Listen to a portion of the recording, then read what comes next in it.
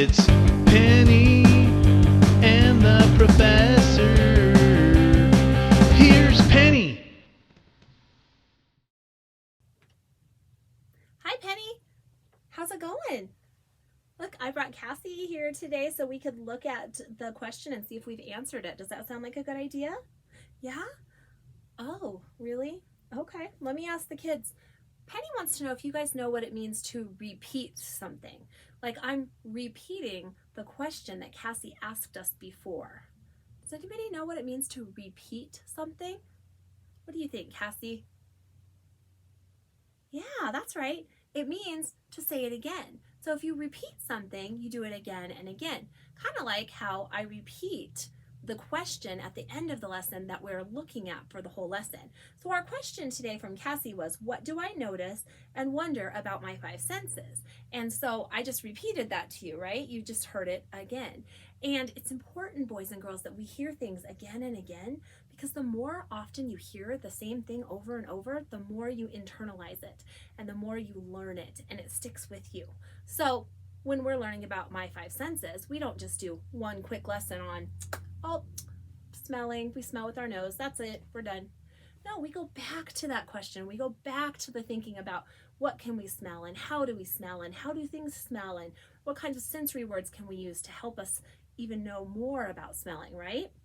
That helps us become better readers and better writers in all of our learning. So it's an amazing process that we go through where we look at a book more than one time and we repeat the process again and again and again. And so our process today that we're repeating is learning how to understand the word repeat and how things work again. So what I'm thinking is we keep repeating this cycle of noticing things and wondering things. So boys and girls, when you noticed things in the new book, in this book, My Five Senses by Aliki, what did you do to help yourself notice?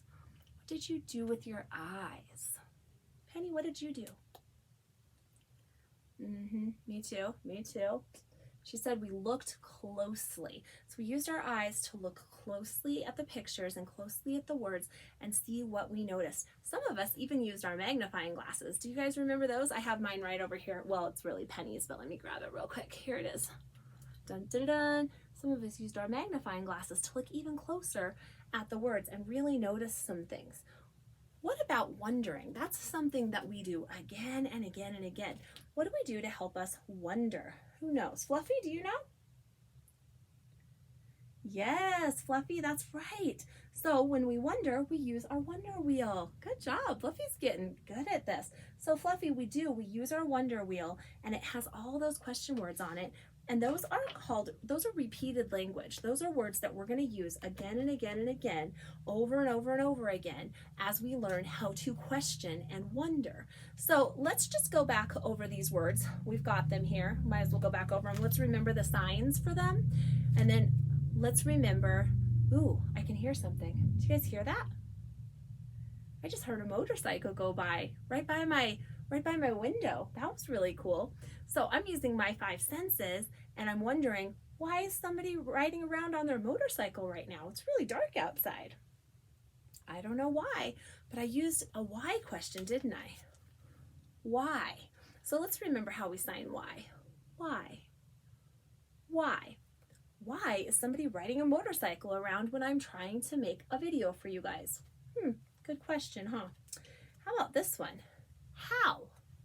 And this is where we take our two hands like this and we go, how? How? How are you? How are you feeling about all of this learning and repeated language? Let's try another one. How about this one? Where? Where did Ellie go? Did anybody see where Ellie went? Oh, she's right down here on the floor in front of me. And how about this one? When? When will we get to hear this book again? Because we've only heard it one time. I wonder when we'll get to hear it and maybe when Miss Shelley will come and sign it for us. Here's another one. Who? Who are the people that this book could help? Who are they? And how about what? What do we know about our five senses? What do we notice? and wonder about the book, My Five Senses. We've learned so much. I want to look at the last page of our book, and I want to kind of go into a deep dive with the last page of our book. Deep dive time. Uh-oh, Penny, you're not wearing your swimsuit, but it's deep dive time. I bet you didn't know I was going to pull out deep dive in the middle of our lesson, did you? Well, I am. So, Penny, did you bring your suit with you? You did? Oh, perfect. Let's check it out. Where's it at? Oh, that's smart. I used to do this when I was a little girl. Did you guys ever wear your swimsuit under your clothes when you go to the pool or when you go to a pool party or something? So you just have it with you? Look at Penny. She's got her deep dive swimsuit on. She's got it with her. She was already wearing it. She was all ready for the deep dive. So I want to deep dive into those question words and look at the last page of this book because I want to think about how those question words can help us understand the vocabulary in our book. So on the last page it says, wherever I go, whatever I do, every minute of the day, my senses are working. They make me aware. Wherever I go. That word wherever.